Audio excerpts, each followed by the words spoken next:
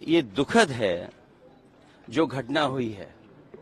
हमारे सांसद जियाउर रहमान जब संभल में ही नहीं थे और उसके बावजूद भी उन पर एफआईआर दर्ज करना, ऐसा उदाहरण कभी किसी को मिला होगा देखने को, सुनने को? एक पुलिस ऑफिसर ये कह रहा हो कि नेता बनना छोड़ दो, नेताओं का सहारा लेना छोड़ दो। किसके लिए भाषा थी वो? और मैं ये कहना चाहता हूं, हालांकि सब जानकारी आपके पास है, दुखद है कि नईम जैसे नौजवान की जान चली गई, बिलाल की जान गई है, रोमान की जान गई है, कैफ, अयान, और इसमें से कुछ कम उम्र के भी हैं। मुझे याद है जब मैं लखनऊ में प्रेस कर रहा था, उस समय जो जानकारी थी और जो जानकारी छिपाई जा रही थी, जब वहां पर लोकल स्तर से जानकारी हासिल हुई, तब मैंने कहा कि नईम की जान गई है और पुलिस की गोली से गई है। आप लोगों पे सब वीडियोस हैं, आप लोगों पे जगह जगह से वीडियोस मिले हैं, कवरेज है पूरा का पूरा कराया गया ये दंगा है। और किसने कराया? सरकार ने कराया, क्योंकि सरकार जो बेईमानी कर रही थी, सरकार जिसने वोट लूटा, सरकार ने जिसने मशीन पर ईवीएम की बटन बार बार पुलिस से दबाई, प्राइवेट ड्रेस में पुलिस लगाई, उस चुनाव में इनकी धांधली, इनकी चोरी न पकड़ी है, इसलिए जानबूझ करके संभल में घटना कराई है। और मैं पढ़ना चाहता हूं, संभल की शाही जामा मस्जिद के खिलाफ 19/11/2024 को सिविल जज चंदौसी संभल में एक याचिका डाली गई। कोर्ट ने दूसरे पक्ष की सुने बगैर उसी दिन 19/11/2024 को सर्वे के आदेश दे दिए। ताज्जुब तो इस बात का है कि ऑर्डर मिलने के बाद ही संभल के जिलाधिकारी, संभल के पुलिस अधीक्षक आदेश को पढ़े बगैर 2 घंटे बाद ही सर्वे के लिए पुलिस बल के साथ शाही जामा मस्जिद पहुंच गए। जामा मस्जिद की कमेटी, जनप्रतिनिधि, उलेमा इकराम, सभी अधिवक्ताओं ने सहयोग दिया। जिस समय पहली बार सर्वे हुआ है और कोर्ट के आदेश के बाद पूरा का पूरा सहयोग, जो भी वहां जिम्मेदार लोग थे, जो भी जिम्मेदार वहां पर मौके पे थे, सबने सहयोग किया। जिलाधिकारी संभल और पुलिस अधीक्षक संभल ने 2.5 घंटे सर्वे के बाद कहा, अब सर्वे पूरा हो चुका है और अब रिपोर्ट कोर्ट को भेज दी जाएगी। दिनांक 22/11/2024 फ्राइडे को जुमे की नमाज के लिए लोग नमाज अदा करने के लिए जामा मस्जिद पहुंचे, लेकिन पुलिस प्रशासन ने बैरिकेडिंग लगा दी ताकि लोग नमाज न पढ़ सकें। उसके बाद भी लोगों ने संयम बरता,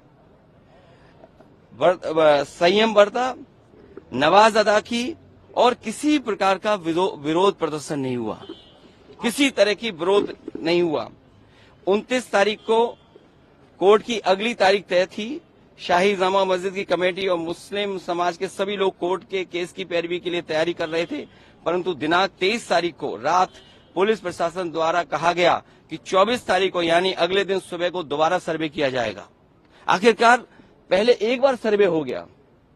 ये आदेश पुलिस प्रशासन को किसने दिया कि दोबारा सर्वे आपका होगा, जब पहले सर्वे में सब लोगों ने सहयोग मदद की, पूरा सर्वे हुआ, किसी को आपत्ति नहीं थी सर्वे पर, लेकिन जानबूझ करके आगे शाही जामा मस्जिद की कमेटी और अधिवक्ता ने कहा कि एक सर्वे तो मुकम्मल हो चुका है, अब दूसरे सर्वे की क्या आवश्यकता है।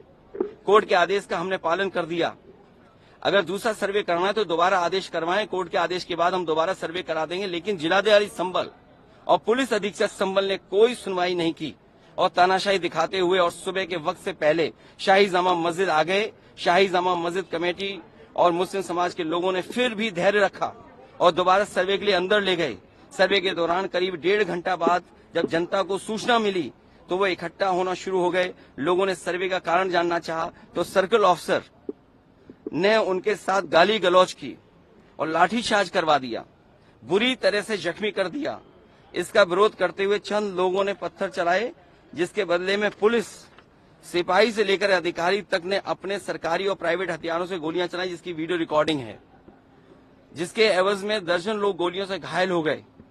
5 मासूमों जो कि अपने घर से सामान लेने के लिए निकले थे, उनकी मृत्यु हो गई।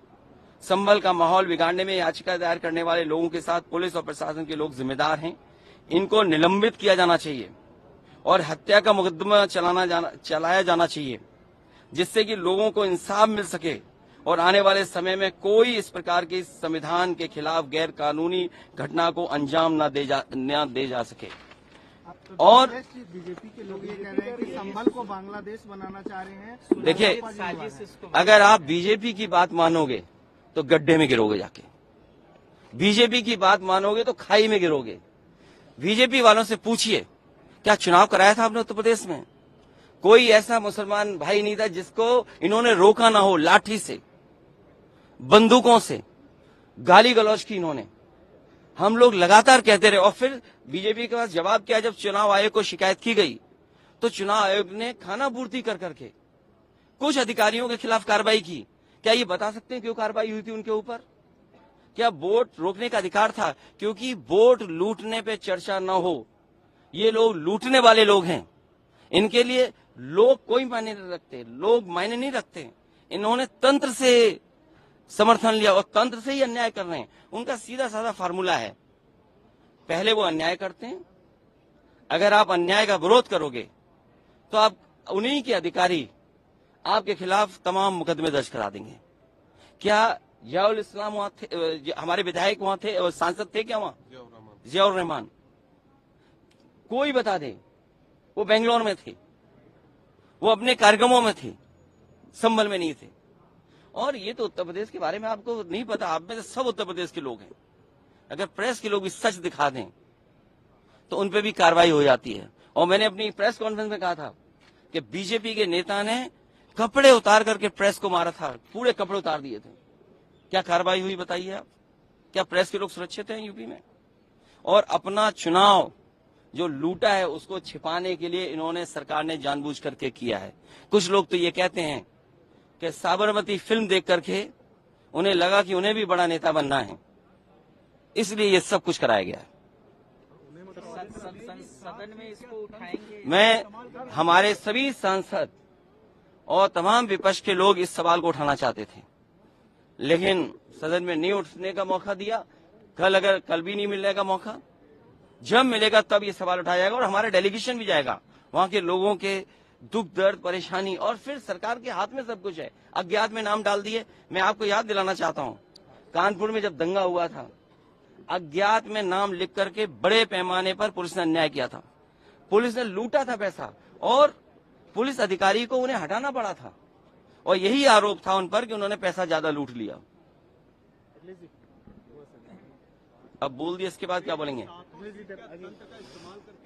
लोगों ने वोट नहीं डाला, तंत्र से ही उन्होंने वोट डाल दिया और तंत्र से ही रिकॉर्ड बना करके जीत हासिल कर ली। आज आप लोग साबरमती मामले को लेकर आदित्यनाथ जी की तरफ इशारा है आपका? साबरमती सरकार करा रही है। और आपको बहराइच का नहीं पता, उन्हीं के विधायक ने बीजेपी के अपने कैडर के ऊपर एफआईआर लगाई, और एफआईआर में देखिए धाराएं क्या लगी हैं। जब बीजेपी का विधायक कह रहा है, बीजेपी के कार्यकर्ता नेताओं पे आरोप लगा रहा, और बाकायदा पीस कमेटियां बनती हैं, बाकायदा चीजें बातचीत से हल होती हैं। क्या जिलाधिकारी कप्तान ने कोई बातचीत की? जब उसका पक्ष तैयार था सर्वे के लिए, सर्वे आप कर लीजिए, आप रिपोर्ट लगा दीजिए। आप किसी की बात ही नहीं सुनना चाहते हैं कोर्ट में, आप अपनी मनमानी करना चाहते हैं। तो आखिरकार कौन निर्देश दे रहा है मनमानी के लिए?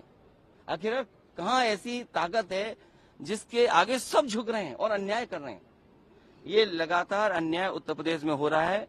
ये इसलिए हो रहा है क्योंकि अपनी नाकामी छिपाना चाहते हैं और सबसे ज्यादा कमजोर जो लोग हैं उनकी तरफ ही जाना चाहते हैं। धन्यवाद। इसी तो उन पे एफआईआर दर्ज क्यों हो गई या उनका नाम क्यों डाल दिया गया? मैं इसी संबंध में मिला हूँ, और अज्ञात में हजारों नाम डाल दिए। इसलिए डालें कि दबाव बना लें, और पुलिस तो जानते हो कैसे काम करती यूपी की।